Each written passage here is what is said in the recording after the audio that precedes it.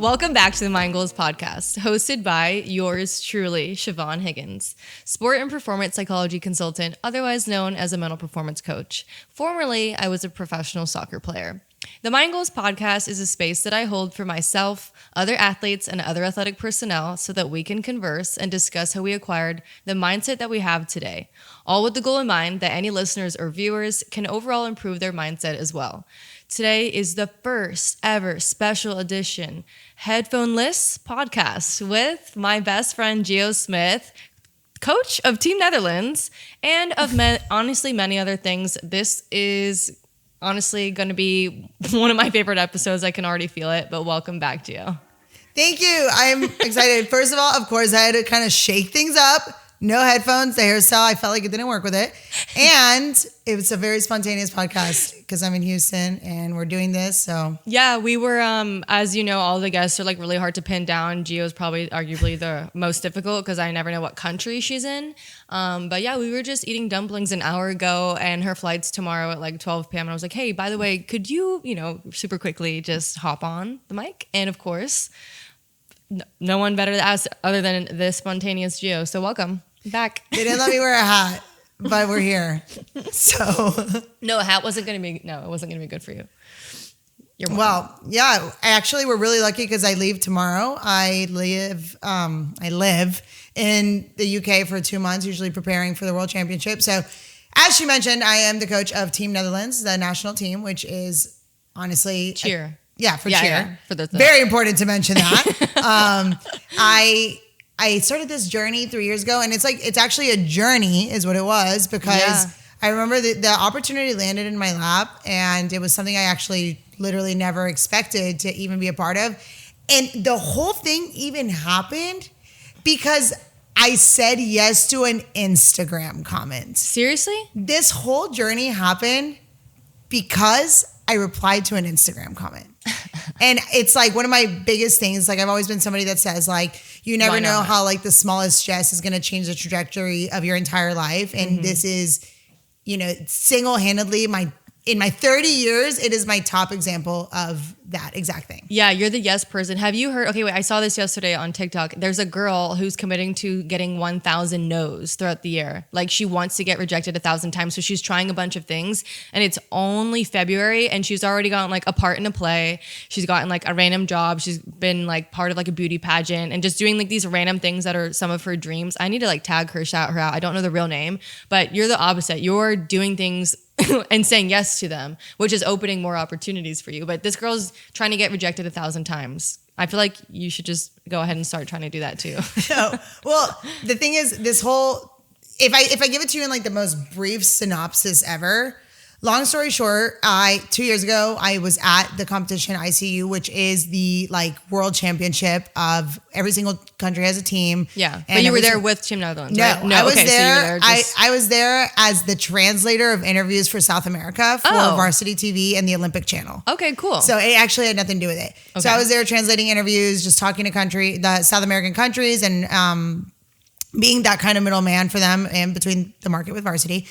And I saw that girl and I was like, I want to become her friend because I had just started my coaching journey and I'm like, I want to get to the Netherlands. I want to get over there. And I'm like, how am I going to do it? And I'm like, well, I'm going to just try to become friends with her. And it was like, I wanted to have an opportunity to do what I do across the world, but I didn't have any connects at the time. And I'm like, well, maybe like a friendship can always start something. So I'm like, if I can become friends with her first, then like, who knows what this will ever lead to, maybe one day I'll get to work with her team. That was my idea. Like a friendship can go a long way. Yeah. So, long story short, we became friends there, but it was like an acquaintance situation. And then we became friends like a little bit on Instagram. And one day I posted a picture in flipping Guatemala and she commented and she's like, stop going to Guatemala, come to Nicaragua. And I was like, yeah, okay. And you're like, okay, I was like, wait a second. I've never been to Nicaragua. I like to go to new places. I'd rather go with someone like, we weren't like close friends, but like at the time, now we are. But at the time it was like, okay, well, cheer people are safe. Wait, who is this? Do I know this person? No, her name is Marguerite. Okay. And so I went to Nicaragua. So what was in Nicaragua? Like a competition or just nothing. Vacation? We went volcano boarding. She said, come volcano boarding in Nicaragua. And I was like, yeah, that sounds good. I've never done that. Okay.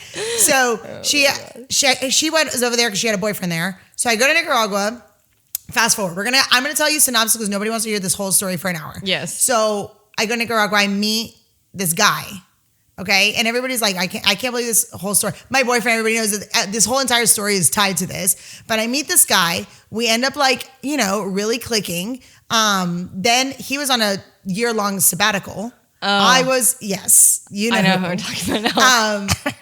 He was on a year-long sabbatical. Mm-hmm. I was just coaching all over the world all over at that time.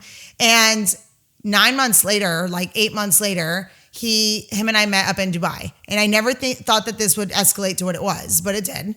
And we weren't dating, but we meet up in Dubai and he's like, what are the chances that you can work this cheer thing in London? And I had always wanted to go to London. I always my goal. I had always wanted to live there part-time and see what it was like. And so I was like, oh my God, this is my moment. I'm like, this is my moment to go for it.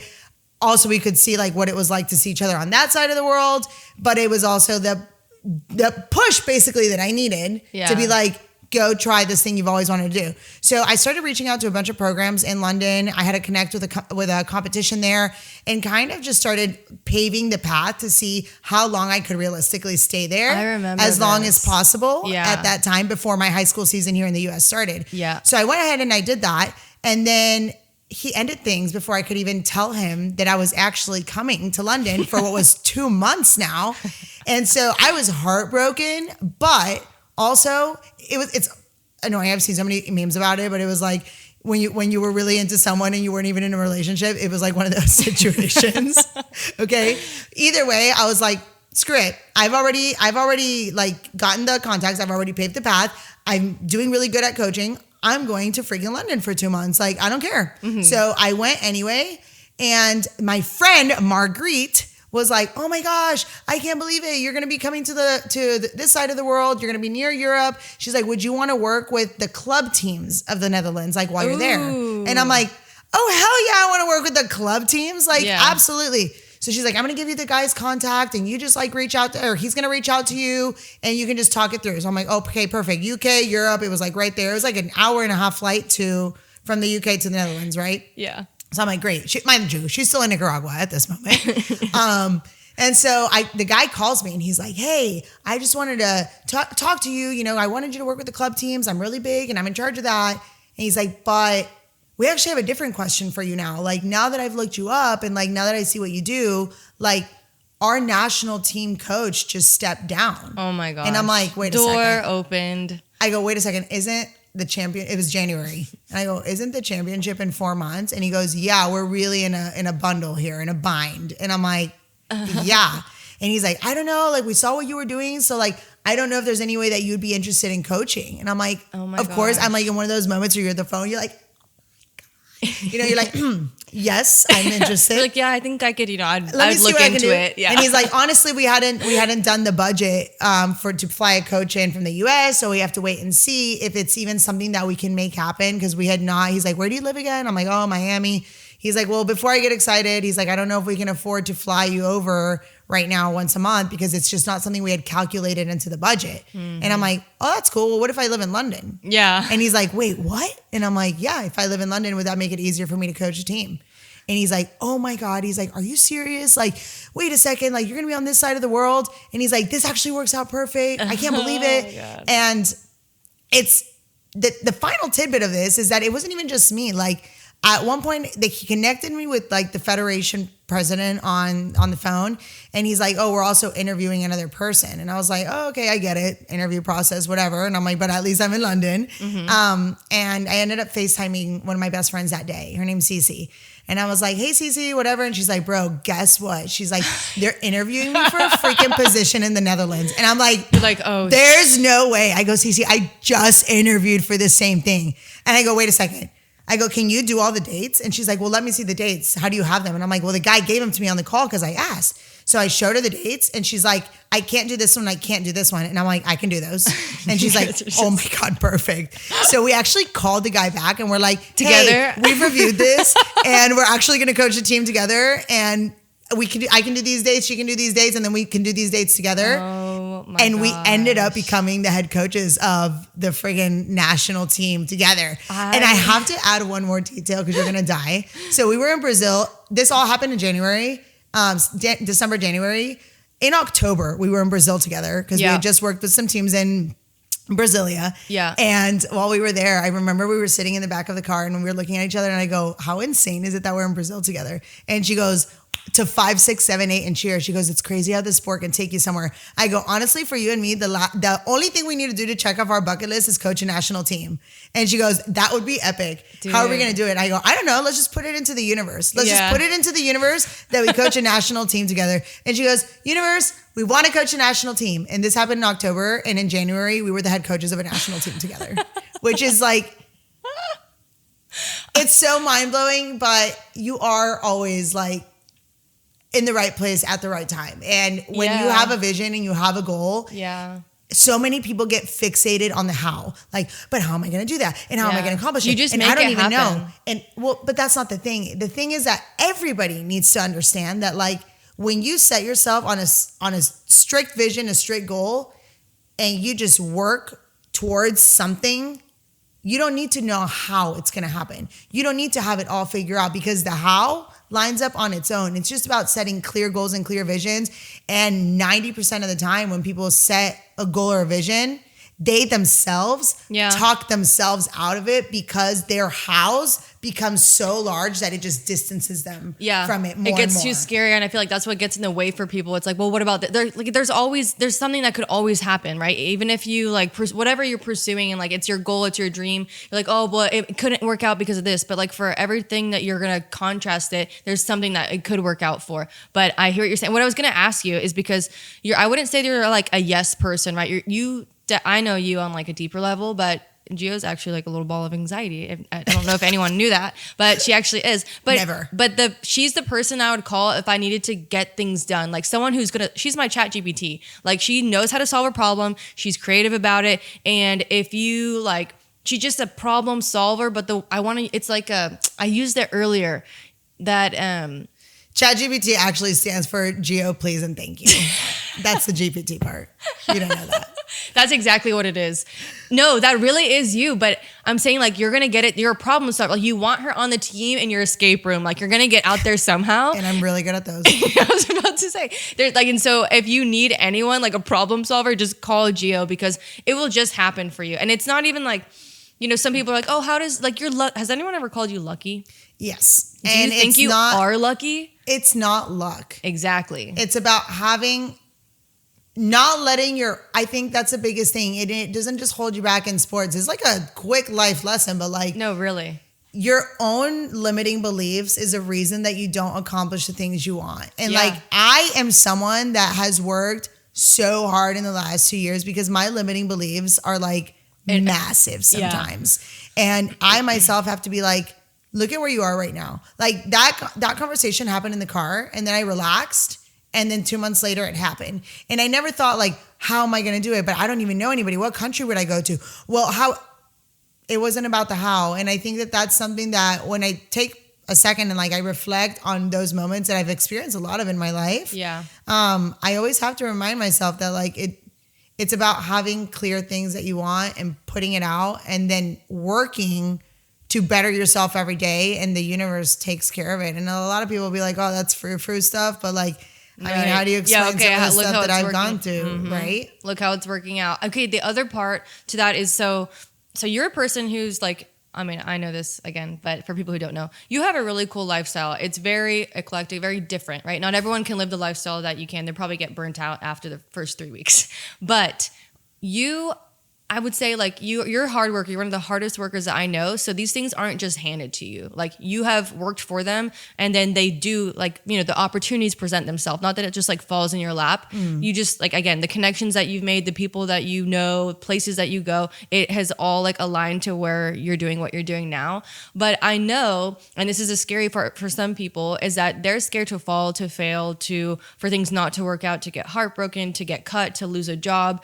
And I know that you have gone through all of those things before, but can you like give some advice to someone who's too scared to fail, to fall, to be heartbroken, to like lose their job, lose their home? Like, I know it's like, it's a big factor, but it's something too that like, okay, your role as a coach is somebody that's like a role model in a sense. I mean, hopefully, right? That's what you should hope to do. Yeah. And so I know that a lot of like, I coach a lot of teenagers, and those teenagers, I want them to be like, I want to be like Coach U. I want to be like this or that. Whether it's like, I want to be like her in the surgery field, or I want to be like her as a lawyer. Or I want to be, so like that's what you want to have as an image. But like, actually, like if you were behind the scenes of my life, like this year has been a huge mental battle for me, like exactly like that, right? Because I do have a very eclectic lifestyle. It's actually very badass. I get to travel all over the place. I get to collect a bunch of airline miles,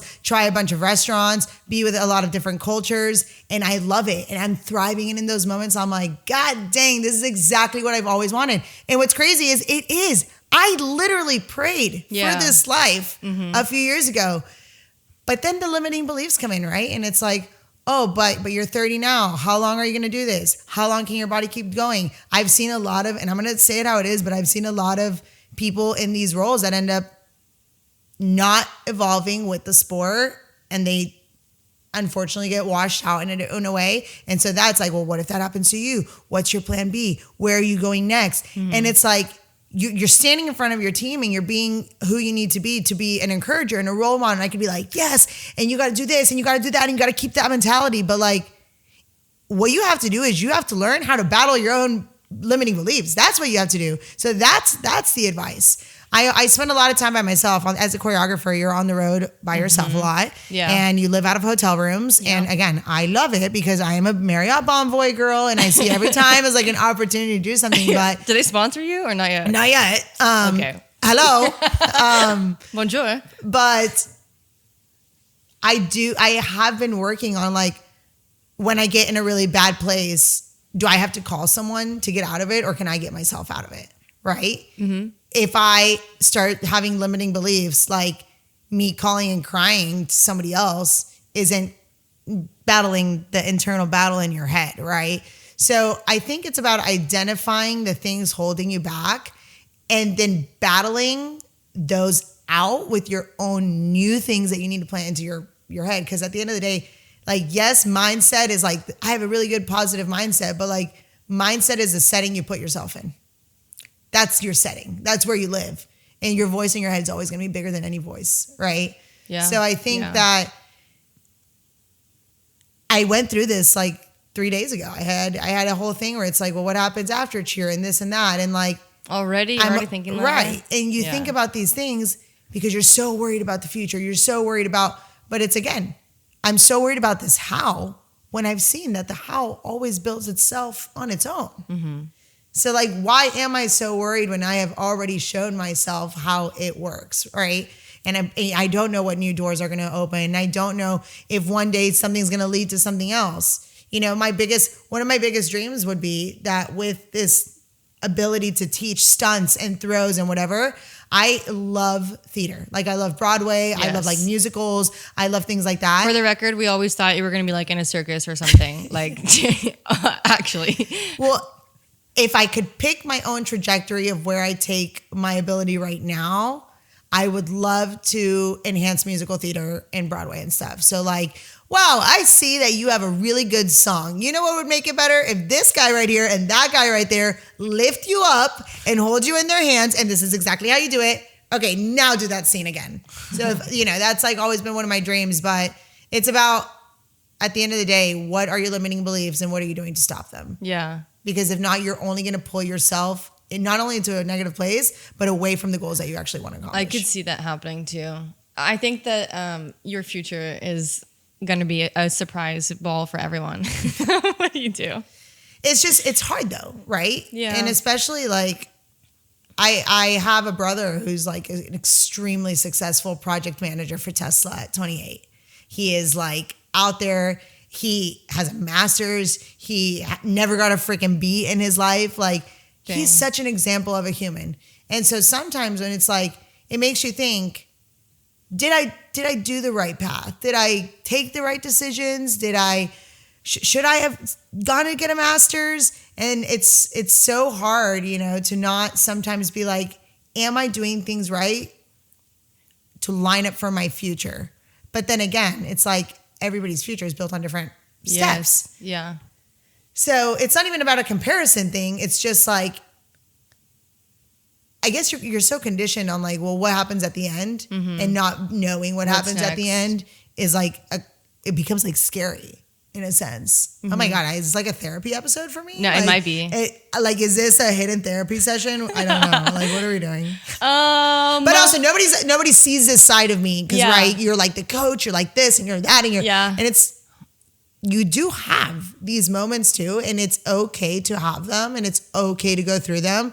But it's not okay to let yourself stay in them because that's something that you are allowing yourself to do. Yeah. And that doesn't get you where you want to be. Yeah, that's the thing is like, I mean, I'm all for having a pity party for yourself. Like I genuinely would encourage my athletes to like have one, but not for too long. Like don't invite too many. Don't invite me to your pity party. Don't invite too many people because some people don't like those types of parties. But like, honestly, like I get like a 48-hour sulking period. If it's really bad, like 48 hours. But I call it a funk too, just to make it sound more fun. But like when I'm going through a funk, I'm like, okay, I got to get out of this because I can't stand feeling this way. And obviously we know that we can like make your future for yourself. But no, it's hard. It gets hard. And I know for you that, you know, you're go, which is why I asked the next question is how do you manage burning out? I think the burnout is also a mindset. It's your what? It's a mindset to me. A mindset. Yeah. Because think about this. I disagree. But when your physical body does burn out. And your mind. And your mind. But I do have to constantly pep talk myself because what you pay to bring me to work with your program and do your routine, and then the next 2 days I'm going to be with a different team, they're also paying that same. So they don't deserve a less of an experience. Yeah. They don't deserve less of anything because they are paying for the same product. This is good. And so I know that I don't do it every single day. I mean, I have a high season, if you will. But it's always in a different environment, different coaches, different athletes. And so that kind of fuels you in a way because you're fueling yourself with different food. You're not having the same meal every day, if you will. Not physically or like literally, but metaphorically. Yeah. But I do have to tell myself often, like I have to sit back and sometimes when I get in from choreography, like a flight straight to choreography, 8 hours straight to my hotel, I have to like sit back and be like, what do I need right now? Like, what do I need? Like, do I need a shower right now? Do I need a freaking drink right now? Do I need do I have something for work that's pending that can't wait till tomorrow? I do. Okay. That's what I need right now. And then after that, what do I need? And so I just have to remind myself often that everybody paid for the same experience. They're not paying. I don't get to come and bring you a product, right? I am the product in a sense. And so I think everybody deserves my best side. And if I can't give my best side, then I shouldn't have taken that job so close to another one. Or like Fair. I should put a day in between. Yeah. And that's something that I gauge for myself, right? Or make the hours of choreography later so I can have 5 hours to decompress and be like, okay, now I'm good again. I've reset. Exactly. I go to places like Sprouts and Whole Foods, and I genuinely love those places. I genuinely enjoy going to those and getting good food and getting like smoothies. I have ClassPass, so like I work out on ClassPass sometimes, and it's probably the best thing for you. I mean, you literally wake up, you do stuff in your regular routine, and you can do it in this routine as well. It's just not about seeing it as an overwhelm, right? Because it's so easy to see it that way. It can be. My mom is like, actually everybody that I tell my lifestyle to, they're like, I could never do it. Mm-hmm. But you get up and you go to work, and it's the same thing I do, and you do your job, and then you come home, and it's about wanting to do it, right? Yeah, but you have a good point because like you are the product, and it's like your personality, your energy, really your energy and creativity is a product. But we all know that when you are like, I think I hear what you're saying with like burnout as a mindset, but if you are not inspired, you're not going to be a good product. You're not going to give a good service. Therefore, it's not going to be good quality. And like everyone obviously has like their good days and bad days, but I know you can I know this. You can self-talk yourself, pep talk yourself into, all right, we got to get it done. We got to do this. We got to show face, like be the role model, do the thing, do the job. My question really is like, how do you, because you probably figured it out, right? I would say you're 30. You know yourself better than anybody else. Wow. I think you should know yourself better than everybody else, right? I think you still figure yourself out all the time. But you know what you need. You know, right? You said if I need a drink after work, or if I need to go get dumplings, or if I need a nap, if I need a bath or something. But that's what I mean, because I'm sure at some point in your life you have burnt out and you don't want to like sit in a cave and then like not work, obviously, because then that would suck. But I'm talking in the sense of like you're physically moving. Like for people who don't know Gio, she's going to be in Germany tomorrow and then in the UK this weekend and then coming back to the US in like 3 weeks. Like, that's a lot for a normal person. And not to say you're not normal, but no, you're not. I'm not normal. You're not normal. So you're not. No. But to keep it sustainable, which is what you've been doing. And again, you're like, how long can I do this for? Who knows? I guess push your limits. But to reduce burnout, meaning like, say there's a point where you just hit a wall, and I don't wish this on you, but say you hit a wall and you're like, wow, I've been to every single country in the world. I've been doing this for a while. I kind of want some sleep. Like I want like 2 weeks. I mean, you can take like a break then at that point, but. Yeah, I mean, I don't have like a 9 to 5 that I have to report to. I guess as a friend, I just like wonder, I don't want you to burn out. I want you to be able to do this for as long as you can. But that's also why I've like put myself in this like, I need to have other options. I need to have other outlets, right? So like I have my own company that I own that has nothing to do with cheerleading, which is like the conferences, retreats, etc. But I'm also, my mom reminds me that like what I do is not one dimensional, right? Mm-hmm. So I'm actually launching a program that's coming out in mid-March. It's a part of an app called TumbleFit. And it's like the Coach Gio experience of like fitness. And it's like, I did it through TumbleFit as a platform. But it's like me coaching through like workout videos and doing like the training that it takes you to like from beginner level all the way to like build up to have the endurance and the stamina to like hit your routine. Right. And so like that's now something that's going to be available to all the coaches that I work with. And it's like an outlet that I had never thought of. And so through TumbleFit, I'm also doing like a boot camp of all like my basics and drills that is like an actual like step-by-step video package to where like if you can't necessarily get me out to your program, you can do that. And so these are things that I'm like, I'm trying to explore what else am I good at? That's smart. Because what else are you good at? Girl, you're good at a lot of things. I have plans. I don't want to say it because I'm still in the middle like woodworks of it, but I have plans of writing a book for coaches, right?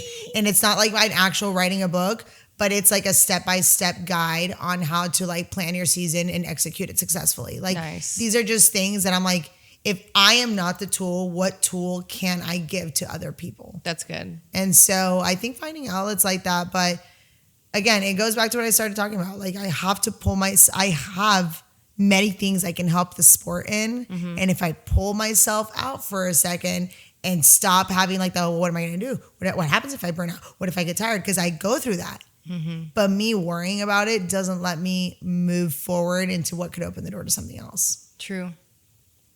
Amen. Wait, because that's cool and that's really exciting. I think obviously you're the type of person like you do think future, sometimes too much future. I will say this. Yeah. But you're getting yourself up for the next step, which again, that like those are really good like tangible things that you can carry on to like keep not the legacy, but yeah, honestly keep the legacy going. Not have to do something physically, be somewhere, and those are good outlets. And I think about it, there's so many things that I feel like I have a good network where if I ever needed it, like I have things to offer. You could do anything. Yeah. If you needed, you're very reresourceful. Like if you needed an outfit tomorrow, you could have somebody make it like by tonight, like expedited shipped from Brazil. Like if you could have it. Yeah, no, you know everyone. Like, we're working on it. No, genuinely. No, there's the next one I was going to ask you. No, I already asked lifestyle. Well, no, what are you doing this year? What are your plans for this year? We are nearing March. I have to, every time I hang out with Gio, guys, I have to ask her to send me an Excel spreadsheet of where she's going to be. Because I'm like, when am I going to catch her the next time she gets to the US? When she was here, she sent me a text and said, hey, I'm home. And I was like, I was just thinking about her the day before and I almost texted her and forgot. But what are your plans this 2026 season? I fly to the UK. I'm going to work with a lot of teams in the UK. I have a lot of club teams that I work with there. Our biggest competitions for competitive cheerleading, the two biggest ones is the World Championship and ICU. ICU is like basically hand in hand with the Olympic Channel right now. And they are one team from each country, and that's where I coach Team Netherlands. And then the weekend or 2 days after that competition takes place, the club world championship starts where all like the top club teams in the world come down to Orlando. all of them are at the ESPN complex at Disney World because they built a full arena just for cheerleading. Oh, wow. So there's like 4 or 5 different arenas just for cheerleading. And one of them is in that one that they just built. So we're going to the World Championship in April. Taylor, we're going. There is space for you guys to go. I've already said it. And I was kind of hinting at it. But I think it's a chance to talk to a lot of athletes and do a lot of interviews. Yeah. So we're going to go there. And that competition is like so special to me because you experience cheerleading from all the different countries, right? Yeah. And you see cheer how it is in the US, and like I'm lucky I see it in the Netherlands, I see it in the UK, but then you see it like in Australia and in China and in Japan and Denmark. And it's crazy that there's like so many different ways of training and being coached and all of that. But there's also something so universal about all of the teams performing this exact same sport. Yeah. And all of the teams knowing how flippin' hard this sport is. I mean, our margin of error is so small. All the training, I mean, it's like, I guess in Olympic sports, right? Or like, I always compare it to track because in track, you train all year and maybe you run like a freaking 100-meter dash and like you run it one time. And in 10 seconds, your entire career either paid off or didn't, right? Yeah. And to think about like, how much you train for 10 seconds. And then here it's 2 minutes and 30 seconds, right? Okay, yeah. It's kind of like, I mean, the closest one since the Winter Olympics just happened is probably figure skating for me. It comes to mind because they have 2 programs, a short, which is 2 minutes, 30 seconds, and then a long, or like a freestyle, which is like 4.5 minutes. And they combine the 2 days. So do you get like a combination of that, or is it just one routine? You have one routine. Oh. And you put all of your hardest elements in it, and you are expected to hit them all perfectly. And one missed grip, one missed anything. I talked about in my last podcast, like that can cause a structure to come down. Yeah. And if that structure comes down and your difficulty doesn't outweigh the difficulty of the other ones, then that's it. So even if you were the best, technique and execution will always be rewarded as well. Yeah. Okay, wait. So here's something difficult and very unique about your sport is that perfection does exist, right? On a scale. Like is it possible? Has anyone ever gotten a perfect score? No. Okay, so perfection doesn't really exist, but No, but here is the most controversial topic in all of cheerleading, and a lot of people argue about this. There is a lot of heated debates about this, but it's a subjective sport. It is someone watching you. Yes. And yes, they have like a range, but it's someone being like, I think 7.3. Like, where did the 0.3 come from? How did you get that? And it is left up to human opinion. And so you have to put your best abilities in the most perfect, solid way to where you don't leave room in anybody's head for, well, that could have been better. Right. Well, that could have been more on time. Okay. Because until our sport is freaking judged like other sports, nobody scores a goal and it's like, that was like goal. a 1.3 goal because he pointed his toe when he kicked it and it went straight in the middle, 1.3. Like, what other sport is like that? Like, so for real, right? And so we are in one of those sports that's like, you're throwing the hardest abilities possible. You are throwing humans in the air and re-catching them. And then someone gets to sit in front and say, I just don't think it was good enough. Yeah. Or I think that should win. Yeah. Right?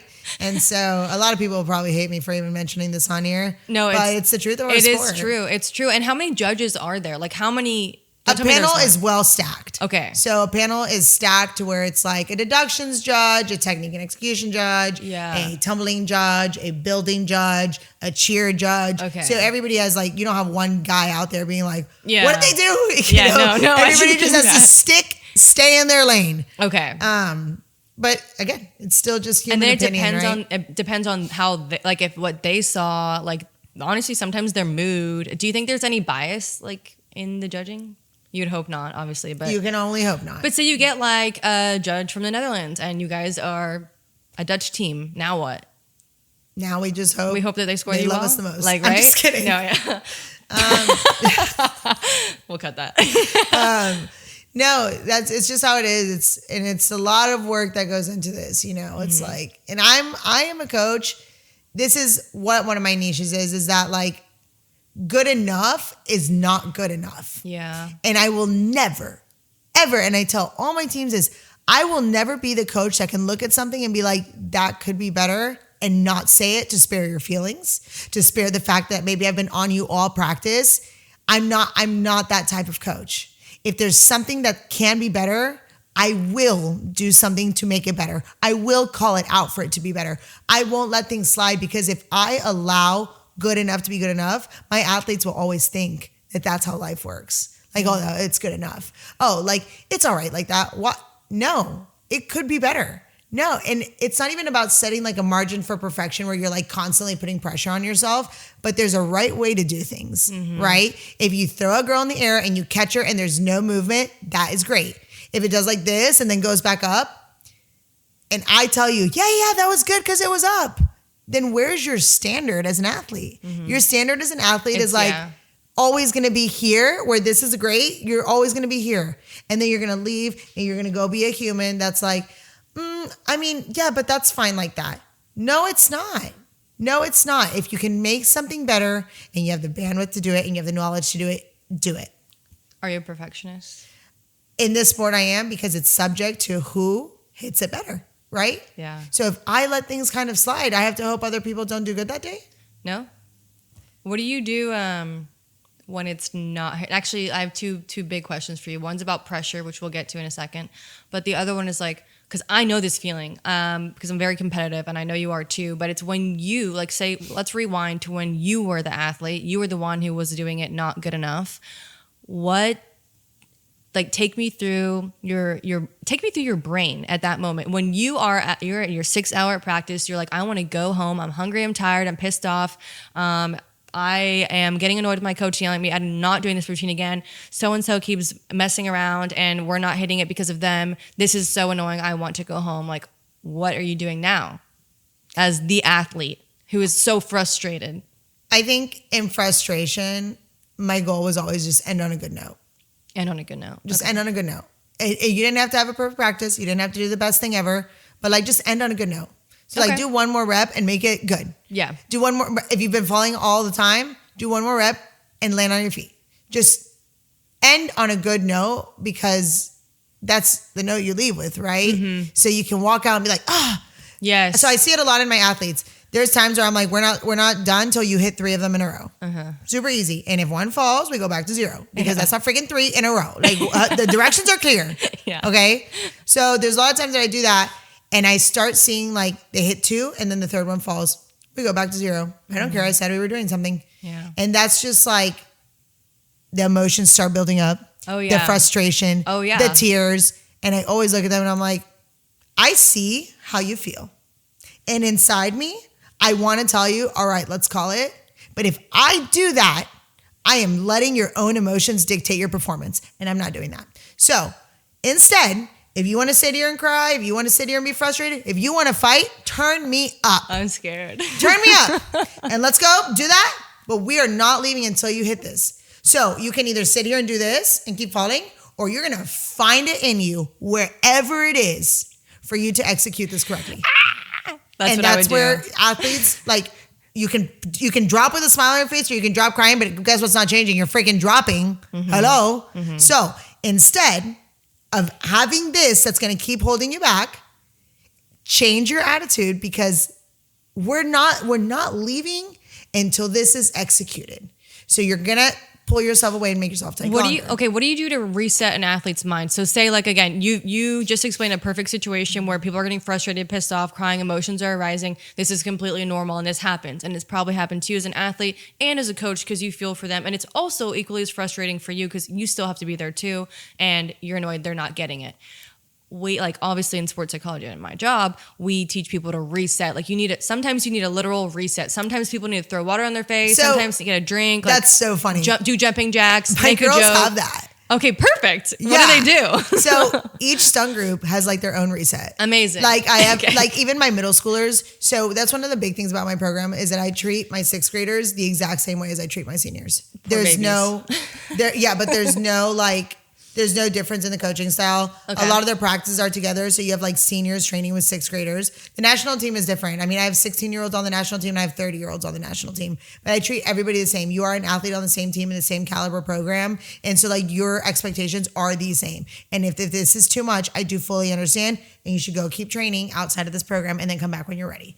Because that's the standard you want to set, right? You don't want them to move up and then start having like, well, now she's mean. Now she's this. Now I'm going to start trying more because I'm older. Like that's a precedence that you're setting, right? As a coach.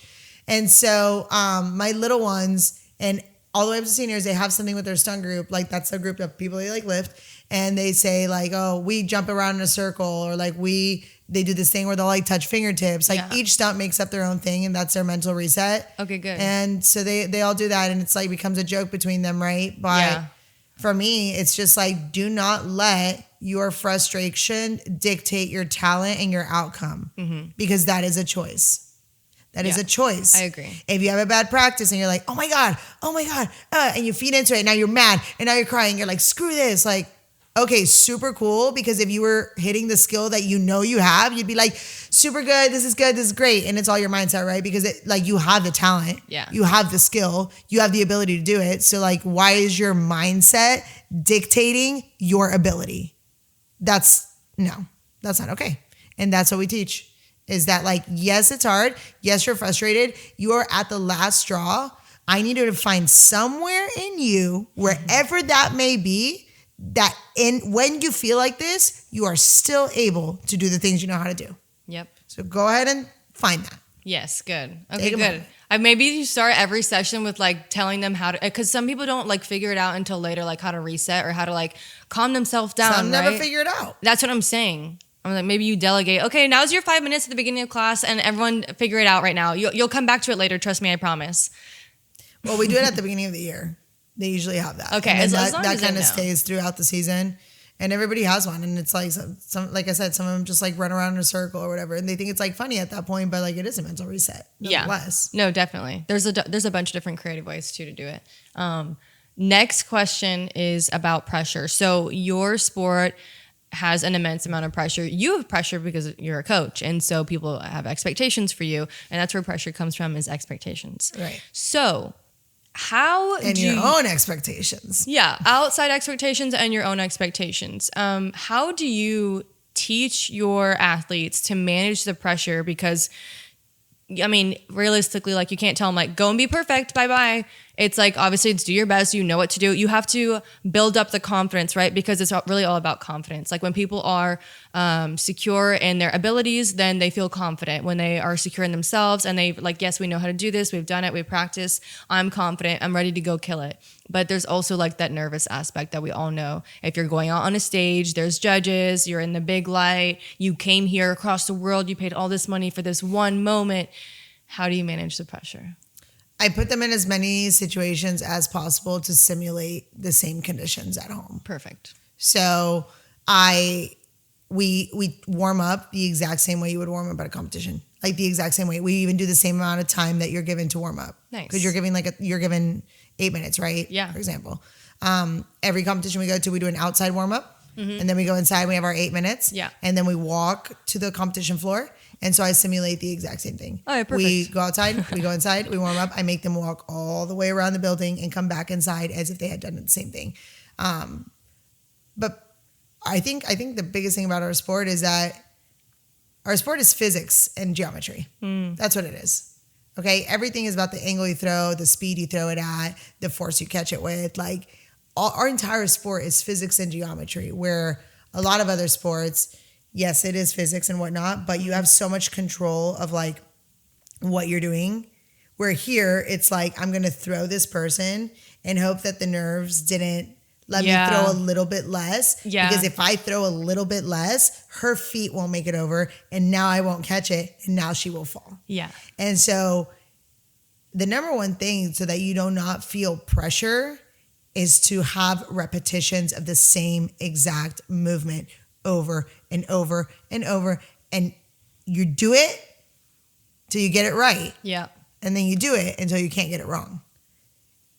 And even then, it still might not be your day. Yeah. So I guess it's like any other sport, right? You see those people like freaking figure skating who have landed those twists a billion times, but that's a lot of physics too. And it's about, I think 90% of the sport though, like, yeah, it is physics and geometry, like I just said, but it's all about mental. Like you coaches need to be training the mental aspect and your mental strength and your ability to control your inner dialogue just as much as they train the external. Yeah. And your inner dialogue will always tell you things. Mm-hmm. It's about how to script your inner dialogue and not let it just be. Yeah. I think also like, what if I told you that confidence was about evidence? Like the evidence of your repetition. That's what came to mind. Like I've landed this 50 times. I have the evidence that I'm going to be good, or I know what to do, or that we can hit it. But then nerves and other things, like, again, that's a different thing where you'd like try to calm down, breathe, relax. Or if you're not like nervous enough, like how do you simulate that energy, the whatever emotions to get it to where you have that adrenaline? Because if you don't have enough adrenaline, you're sleeping. But you have too much, you're overthrowing or underthrowing, or people are getting nervous, throwing up, and like these are real things that happen. Here's my hot take though, like, and I especially see it in this country, and I'm going to be very open about it. I've made videos about this before, but like there's so many young athletes and athletes overall that want to be the best. And they're just not willing to put in the work that it takes to be the best, right? They live in their head with their emotions and whatnot, but like they're not eating the right things. They're not fueling their bodies with the right things. They go to their practices and only train in their practices, and they don't train outside of their practices. Maybe not even the same skills. Maybe like doing yoga if you need a recovery day, or doing things that still move you in your sport. They don't get the sleep they want. So we live in a culture in this country where, yes, there's some of the, if not the best athletes come from this country, but we also live in one where like the athletes want to be the best, but don't want to train or put in the work it takes to be the best, and then are upset at the results they get. Yeah. As if it was someone, it's quick to be like, well, my coach sucks. Well, my mom. Oh, yeah. Well, this. Well, I'm stressed. Well, I have a lot of work at school where I'm overwhelmed. And it's just every external factor other than the work that the athlete puts in. Where in the Netherlands, that's something that I see that is incredible to me. It was like a culture shock. But in a positive way. Which shouldn't have been a culture shock, right? But like my girls in the Netherlands, I was looking around at their snacks.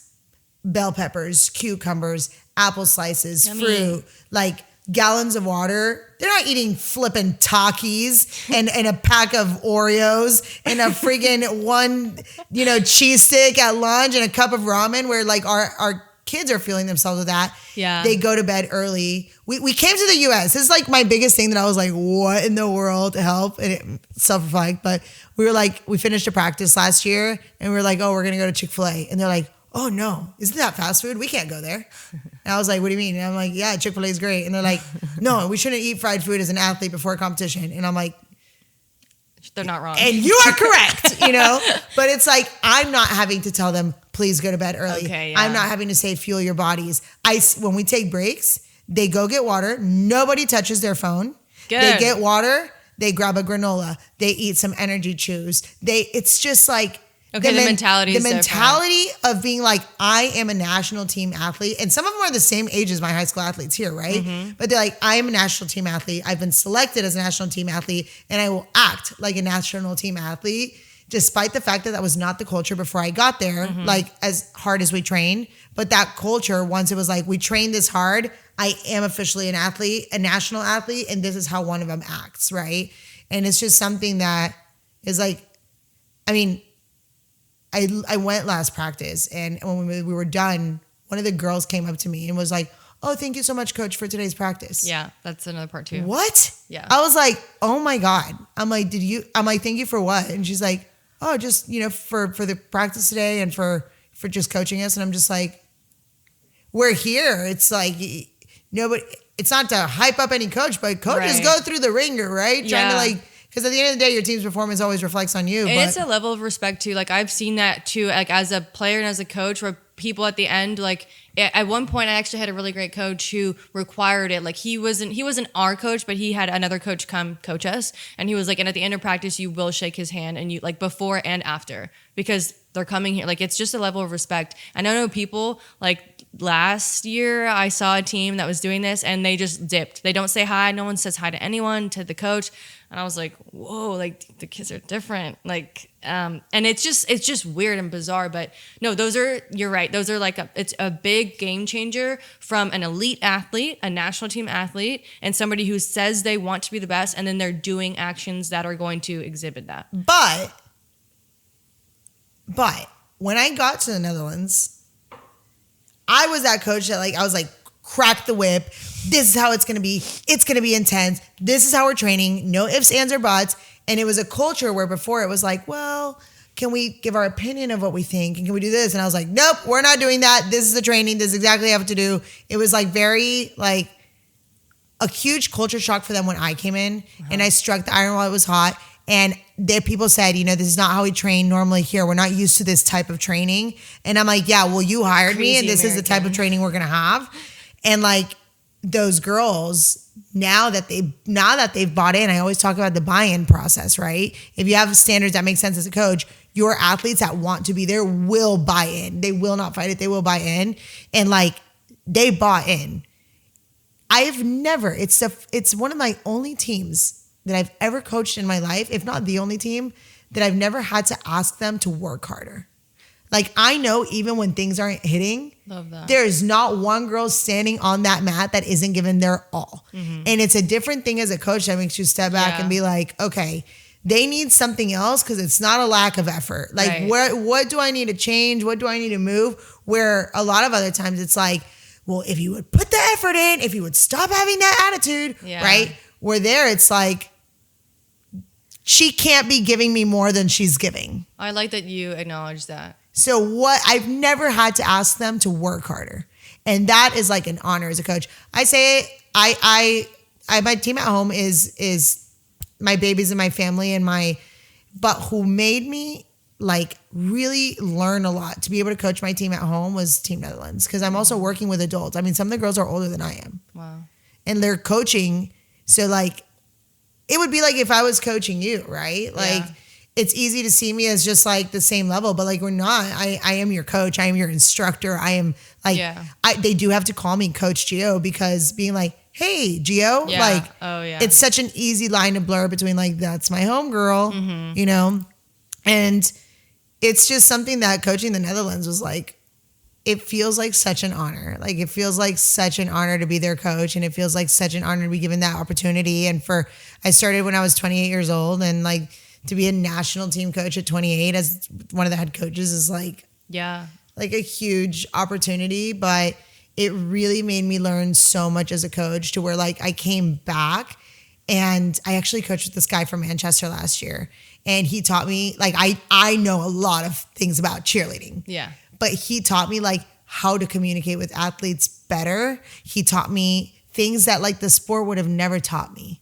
right? Yes. And it's like when he joined, he was like, oh, I'm going to learn so much from you. And like I learned so much from him.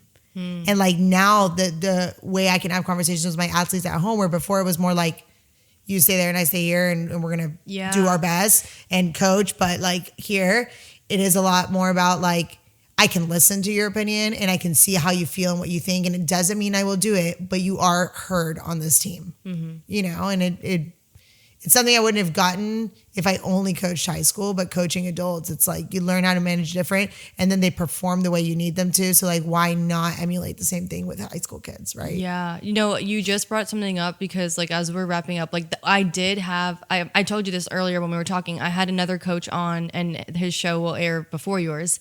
But Coach Everick, and he's from the Netherlands, and he went to a school to learn to be a soccer coach. Like they're a full degree in how to be a soccer coach. And the courses was how to communicate to players, how to speak to somebody, of course, how to do a drill, how to like, deal with this like skill wise. But there's like a connection aspect. You're dealing with other people. It's not just like you're not just behind a computer screen doing a 9 to 5. You're working with humans and you need them to do something. So you have to communicate with them and pull the best out of them. And each player is different. Each age group is different. Each like gender, again, is different. Everyone is different and you need to be able to work with all of them. But that was cool because he just mentioned something very similar and you just said the same thing. And being able to also, like I said, I coached 6th grade all the way up to 30-year-olds, but with my 6th graders, like I hold them to the same standards as I hold someone who is an adult, because it's not about you. It's not about your age. It's about the sport, right? Mm-hmm. We're all doing the same thing, whether you're 10, 11 years old or 30. And so like one of my big rules is like, if you have an issue, your mom does not text me. I don't care if you're 11. You come and you let me know, and then we can talk to your mom together. Yeah. Or like your mom can then reach out. But mom doesn't get to fight your battles here. If you have to go somewhere, if you can't make something, if you are the one that tells me. And so it also teaches those like young kids to not be like sheltered behind mom. Yes. And to be like, no, I have to be able to speak. I have to face this scary lady and I have to tell her what I'm thinking or what I'm feeling, even if I'm 11 years old, because nobody else is going to do it for me here. Yeah, no, absolutely. And that's good because some kids still don't have that. I mean, some adults still don't have that, bro. But my dad, I had that. Scary Louise. So it's been, the last time you were on, I think it was a little over a year ago. It was when you were just starting at Team Netherlands. You are still with them right now. I know you're about to head back across the pond. What's the final thing you want to say to everyone listening? So when I got the position, they said, we want your verbal commitment that you'll be here for 3 years. And I was like, okay, I can give you a verbal commitment that I'm going to be here for 3 years. And they said, well, what's your plan? They're like, what's your 3-year plan? And I said, I want to make finals my first year. I want to podium the second year. And I want to win the third year. And I made finals in 6th place the first year. I podiumed last year. And this will be the third year. So I'm hoping, I'm not worrying about the how. I'm only looking at the goal. Good. And we'll work behind the scenes on how to get there. Yeah. So I can only hope that that 3-year vision and that 3-year plan gets executed the way I always hoped for. And it's the only competition I've never won for cheer. Oh my gosh. You're doing a Messi right now. Like him, he won the World Cup too. So, hey, I believe in you. Yeah. I mean, it's one of those things. It's like, I never knew how I would podium because when I started with the team, we were like starting from scratch. Yeah. It was not a regular but you did it. U.S. national team, right? And so it wasn't never about the how, right? And so it's out there now. I'm just hoping that I can finish the 3-year plan the way it was always intended to be. Well, it's out there. You've got people rooting for you. You've got the skill and the talent and everything. I feel like you've got the equipment. So it's all in God's hands or the universe's hands. Yeah. But yay, I'm so glad I was able to have you. I love you and safe travels. I'll be across the world, but you can always find my adventures on my Instagram or on my TikTok. So follow Gio. Yes. At Coach Gio Cheerleading. No, wait. Gio Smith Cheerleading. Yes. It'll be tagged in this podcast. It don't matter. It will be. Thank you, everyone. Bye, Gio.